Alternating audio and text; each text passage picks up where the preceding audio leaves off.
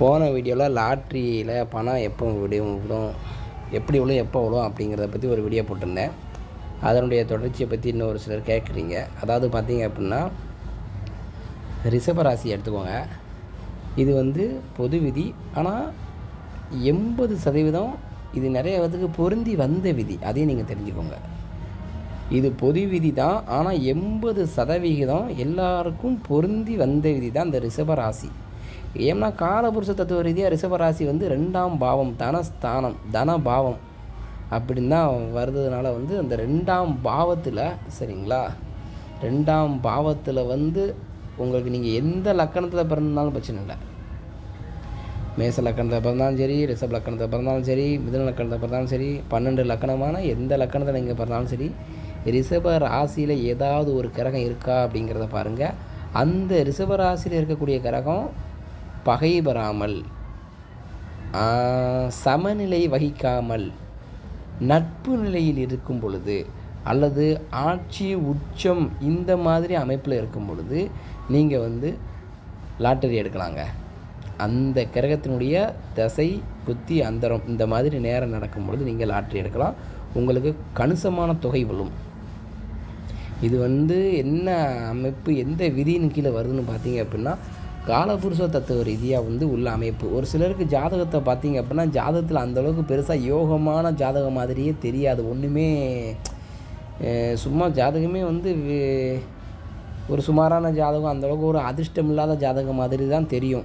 ஆனால் ஒரு சில ஜாதகத்தில் அந்த ராசியினுடைய இருப்பு நிலையில் ஒரு கிரகம் இருக்குங்களா, அதான் அந்த காலபுருஷ தத்துவ ரீதியினோட அடிப்படையில், காலபுருஷ தத்துவ ரீதியிலான அடிப்படையில் அந்த ஜாதகம் செயல்பட்டு போயிட்டுருக்கும்.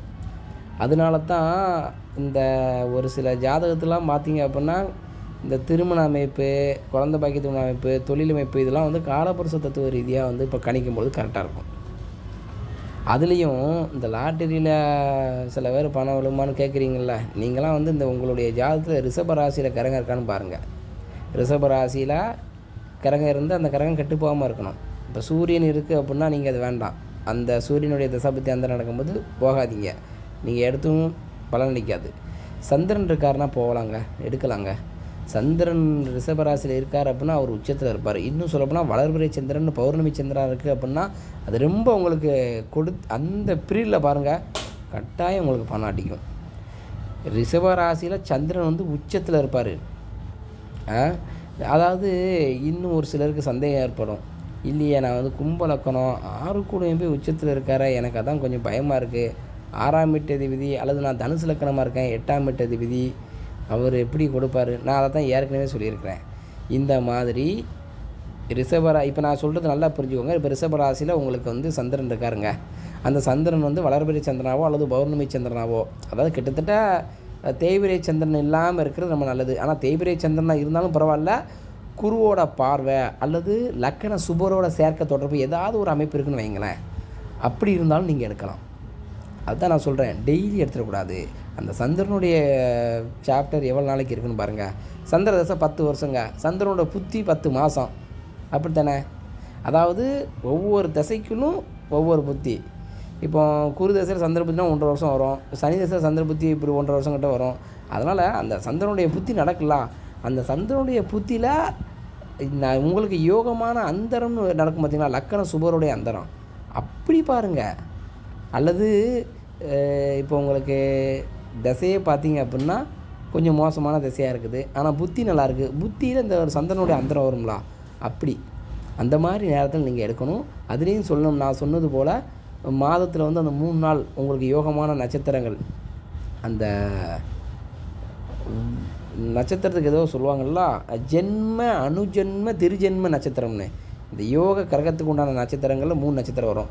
அதில் ஒரு நாள் பார்த்து நீங்கள் எடுக்கணும், சரிங்களா? அதான் நான் போன வீடியோவில் தெளிவாக சொல்லியிருந்தேன். அந்த மாதிரி எடுக்கும்பொழுது உங்களுக்கு கட்டாயம் ரிஷப ராசியில் கிரகங்கள் இருக்கும்பொழுது உங்களுக்கு பணம் அடித்தே தீரும். அப்போ ரிஷபராசி ஏன்னா காலபுருஷ தத்துவ ரீதி ஆகுது 2ஆம் பாவம். அப்போ 2ஆம் பாவத்தில் எந்த கிரகம் இருந்தால் அடிக்கும் அதையும் தெரிஞ்சுக்கணும். பகை கிரகமோ நீசம் எதுவும் கிடையாது ரிஷபராசியில். பகை கிரகம் இருந்தாலும் வாய்ப்பு இல்லைங்க. அதுவும் மட்டும் இல்லாமல் ராகு இருந்தால் நீங்கள் எடுக்கலாம். ராகு கேது கட்டாயம் கொடுக்கும். ஏன்னா ராகு கேது வந்து பாவக்கரகமாக இருந்தாலும் சரி, அந்த இடத்துல வந்து சில பேர் சொல்கிறாங்க இந்த கேதுவுக்கு நீசம் அப்படின்னு சொல்கிறாங்க. அப்படிலாம் கிடையாது. ராகு கேதுக்கு வந்து அந்த மாதிரி நிலையை எடுக்காதீங்க, இந்த விஷயத்தை எடுக்காதீங்க. சந்திரன் இருந்தால் எடுக்கலாம், செவ்வாய் இருந்தால் எடுக்கலாமா? செவ்வாய் இருந்தால் ஒன்றும் பிரச்சனை இல்லை. ஆனால் என்ன, அந்தளவுக்கு செவ்வாய் இருக்கும் பொழுது பெருசாக பணம் வரக்கூடிய அமைப்பு கம்மி தான். ஏன்னா சுக்கிரனுடைய வீட்டில் செவ்வாய் வந்து சமநிலை தான். சூரியன் தானே செவ்வாய், அடுத்து ராகு கேது சொல்லிட்டேன். குரு இருக்கிறது அந்தளவுக்கு ஒரு இது கிடையாது. சனி இருக்கலாம், சனி இருக்கும்போது எடுக்கலாம். சனி உங்களுடைய ஜாதகத்தில் ரிஷபராசியில் இருக்கிறாரா, அவருடைய பீரியடு வருதா, நல்லா கொடுக்கும். குறைந்த அளவாவது பணம் வளர்த்தான் செய்யும்.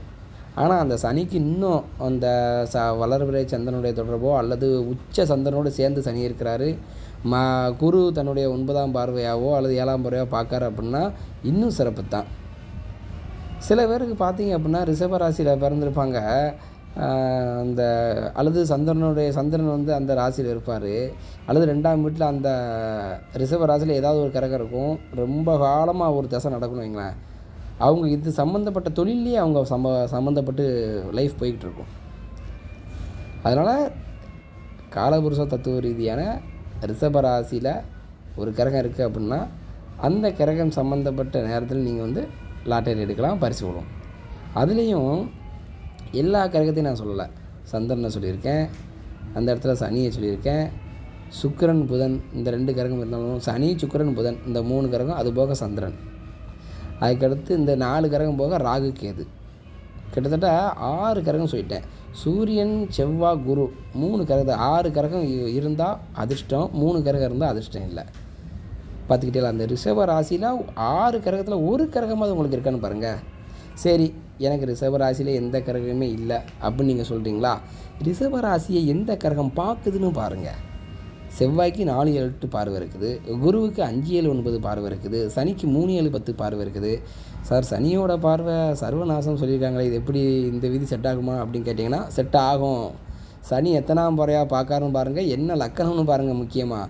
ஆனால் இந்த சனியோட பார்வை செட் ஆகுமா கேட்டிங்க அப்படின்னா உங்களுக்கு சனி சுப ஆதிபத்தியம் வாங்கி வந்திருக்கணும். அப்படி இல்லை அப்படின்னா அசுப ஆதிபத்தியம் வாங்கி வந்திருந்தாலுமே சுப லக்கண சுபரோட சேர்க்கை தொடர்பு இந்த மாதிரி அமைப்பில் இருந்து பார்த்தா மட்டும்தான் அது கொடுக்கும், இன்னும் கொஞ்சம் கம்மியாக கொடுக்கும்.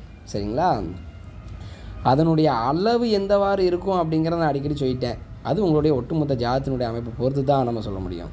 சரிங்களா, உங்களுக்கு பரிசு வேணுமா, இந்த மாதிரி ரிஷபராசியில் இப்படி ஒரு 6 கிரகங்கள் இருக்குது அப்படின்னா அந்த கிரகத்தினுடைய நேரம் எப்போ வருது அப்படிங்கிறத பார்த்துக்கிட்டு அந்த நேரத்தில் குறிப்பிட்ட நாள் உங்களுக்கு யோகமான கிழமைகள் யோகமான நாள் இருக்கும் பார்த்தீங்களா, நல்ல நாள் அதிர்ஷ்ட நாள்னு உங்களுக்கே தெரியும். அது நிறைய பேர் அனுபவப்பட்டிருப்பீங்க, எனக்கு இந்த நாள் நல்லா இருக்குப்பா, எனக்கு இந்த மாதிரி தேதிகள்லாம் எனக்கு வந்து லக்கு தான் இருக்கும் அப்படின்னு. அந்த மாதிரி தேதிகளில் எடுங்க. சரிங்களா, சரி, அடுத்து இது போகங்க பொதுவாகவே வந்து 5, 4, 5, 9 இந்த மாதிரி 4ஆம் வீட்டு அதிபதியினுடைய நட்சத்திர நாட்களிலும் 5ஆம் வீட்டு கிரகத்தினுடைய நட்சத்திர நாட்களிலும் 9ஆம் வீட்டு கிரகத்தினுடைய நட்சத்திர நாட்களிலும் நீங்கள் பரிசிச்சுட்டு எடுக்கலாம். நீங்கள் ரிஷபராசியில் ஒரு கிரகம் இருக்குது, ரைட்டு, அந்த கிரகத்தினுடைய நேரமும் ஓடிட்டுருக்குது, எந்த நாளில் எடுக்கிறதுன்னு தெரியலையே அப்படின்னு நீங்கள் குழம்புறீங்களா, உங்களுக்கு உங்கள் லக்கணத்துக்கு 4ஆம் வீட்டு அதிபதி யாருன்னு பாருங்கள், அல்லது 5ஆம் வீட்டு அதிபதி யாருன்னு பாருங்கள், 9ஆம் வீட்டு அதிபதி யாருன்னு பாருங்கள். எப்படியும் பாருங்கள், அந்த 3 வீட்டுக்கும் வந்து ஏதாவது 2 கிரகம் சம்மந்தப்பட்டுரும். இப்போ உதாரணத்துக்கு கடக லக்கணமாக இருக்கீங்க, 5ஆம் வீட்டுக்கு அதிபதி செவ்வாய், 4ஆம் வீட்டுக்கு அதிபதி சுக்கிரன். ஆனால் இந்த கடக லக்கணம்னு நீங்கள் சொல்லும்போது 5ஆம் வீட்டு அதிபதி செவ்வாயினுடைய நட்சத்திரத்தை ஃபேஸ் பண்ணி எடுத்தால் ரொம்ப சிறப்பு. ஏன்னா செவ்வாய் தான் 5க்கும் 10க்கும் சம்மந்தப்படுவார். எப்படி பார்த்தாலும் பொருள் திரிகளும் சொல்லக்கூடிய 2, 6, 10 சம்மந்தப்பட்டு வருதுன்னு வைங்களேன், அது ஒரு துளியால் கூட மிஸ் ஆகாது, கண்டிப்பாக பரிசடிக்கும். அதே மாதிரி 4ஆம் வீட்டு அதிபதி ஏன் சொல்லுதுன்னு பார்த்தீங்கன்னா மேச லக்கணத்துக்கு 4ஆம் வீட்டு அதிபதி எப்படியும் கொடுப்பார். ஆனால் கடக லக்கணத்துக்கு 4ஆம் வீட்டு அதிபதி அந்த அளவுக்கு வாய்ப்புகளை வந்து தட்டி பறிச்சுறாரு தவிர கொடுக்க விட மாட்டார். அதுதான் சொல்லுதேன், லக்கணத்துக்கு பெரும்பகுதி முதன்மையாக வருது.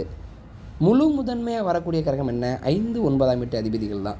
அதுலேயும் பார்த்தீங்க அப்படின்னா 5ஆம் வீட்டு அதிபதி அசுப ஆதிபத்தியம் வச்ச இன்னொரு ஸ்தானத்துக்கு ஆதிபத்தியம் வாங்கி வரும்பொழுது அது கெட்ட ஆதிபத்தியம் வந்துடக்கூடாது. இப்போது கடக லக்கணத்துக்கு செவ்வாய் ஓகே தாங்க, கடக லக்கணத்தில் பிறந்திருக்கீங்க, ரிஷப ராசியில் ஒரு கிரகம் இருக்குது, நீங்கள் இப்போ லாட்ரி எடுக்கீங்க அப்படின்னா எப்போ எடுக்கலாம், செவ்வாயினுடைய நட்சத்திரம் வரக்கூடிய அந்த நாளில், என்ன நட்சத்திரம்? சித்திரை நட்சத்திரம் செவ்வாயினுடைய நட்சத்திரம், அவிட்ட நட்சத்திரம் செவ்வாயினுடைய நட்சத்திரம், மிருகசீட நட்சத்திரம் செவ்வாயினுடைய நட்சத்திரம். அப்போது மாதத்தில் எப்படியும் 30 நாளில் இது ஒவ்வொரு நாள் வந்துட்டு போயிடும். அப்போ சித்திரை நட்சத்திரம் வரும்போது நீங்கள் பரிசுச்சிட்டு எடுக்கலாம். அவிட்ட நட்சத்திரம் வரும்பொழுது அந்த நாட்களில் நீங்கள் பரிசுச்சிட்டு எடுக்கலாம். அதுக்கடுத்து வேறு